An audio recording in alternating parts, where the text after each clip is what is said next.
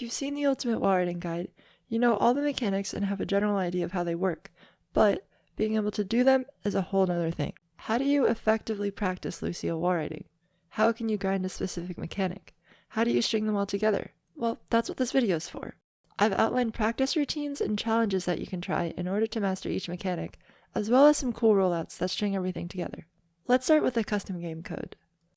8VNPGT, it's on the screen right now. This code was made by my friend Plasma Napkin, and while it's unfinished, it still gives us everything we need. Pressing Control and Interact at the same time sets a checkpoint where you're standing. If you press Interact again, you teleport to the checkpoint. It doesn't save your speed, so you can't make one mid-rollout, but you should be setting one where you want to start a rollout. The code defaults to Lijiang Garden, but if you want to change the map, go to Settings, Maps, and pick any one you like. Make sure you have the right mode. There's some Capture the Flag maps sprinkled in. If you want a specific Koth map, go to Modes, Control, and limit valid control points. First, second, and third determine which map you're on. You'll also notice you respawn instantly and there's no cooldown on your amp. Remember, the cooldown for amp is 12 seconds, so if you do it more than that, you won't be able to do it in an actual game. Now, what should you actually be doing? Well, it could be anything, as long as you're wallriding. The most important thing is that you're having fun, because you won't want to practice if you're not enjoying it. If you need ideas, here's a bunch. You could go around the maps practicing rolling out from each spawn to point as fast as possible. It's really fun figuring out which route you should take, and there's a lot of variety in routes that might surprise you. Another option is to go on r/Lucio rollouts and try some of the ones on there. Personally, my favorite thing to do is to make creative rollouts that aren't really useful, but are just difficult enough for me that I feel accomplished once I do them. I've spent hundreds of hours trying ridiculous wallriding challenges, and that's how I'm so good at it. You could also try Lucio Surf. The code is KVKKR, it's on the screen, and you can try and set fast times on it, or just complete the maps. The default mode in Lucio Surf is grav speed, where you have lower gravity and faster speed, and while you won't get as much as you would out of setting it to normal, it'll still make you better at wallriding. In my opinion, you should turn it off by pressing crouch and amp at the same time, but if you enjoy grav speed and you don't enjoy normal, then stick with grav speed. For a lot of beginners starting out, normal might just be a little bit too difficult. You can also go on practice mode to turn off the floor resetting mechanic.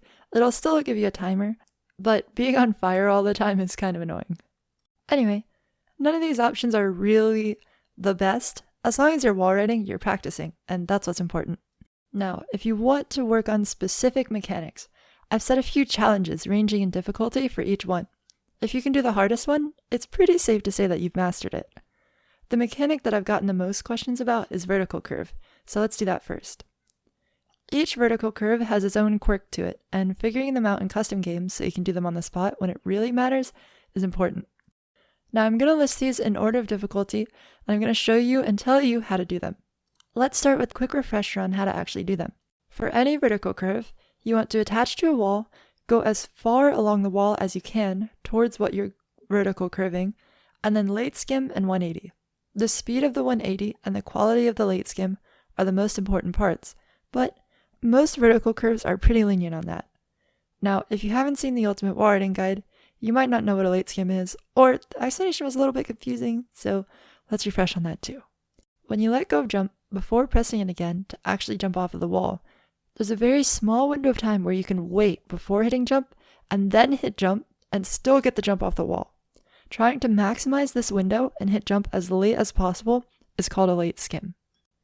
Now, for this specific one, it's the easiest in the game, Oasis University. You want to jump, attach to the wall, go as far as you can, and then jump up in 180. A late skim isn't really required here, but could be good practice.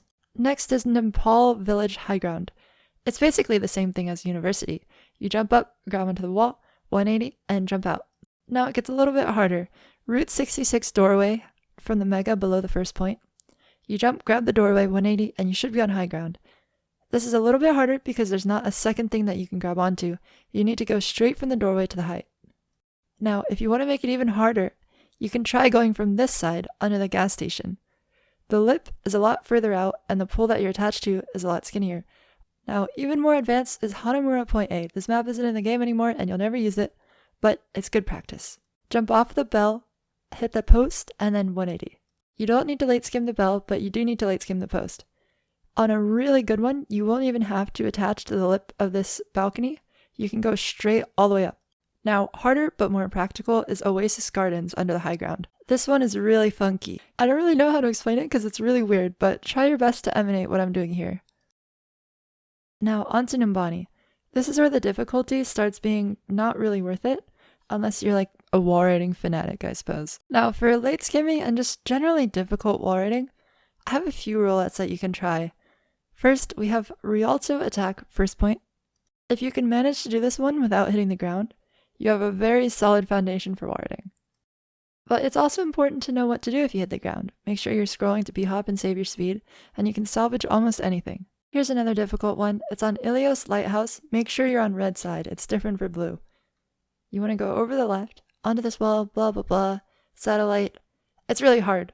If you can get over this roof without losing any speed, then you've done it. Another relatively difficult one is on Lijiang Garden, the bridge poop. You go onto the pointy thing, onto the roof, onto the tree, b-hop, off the point, over the wall, boop. And that's really it. There probably won't be a third part. I think I've covered everything that there really is to know, except for one hidden tech. Let me know if you want me to make a video about that. But for now, goodbye.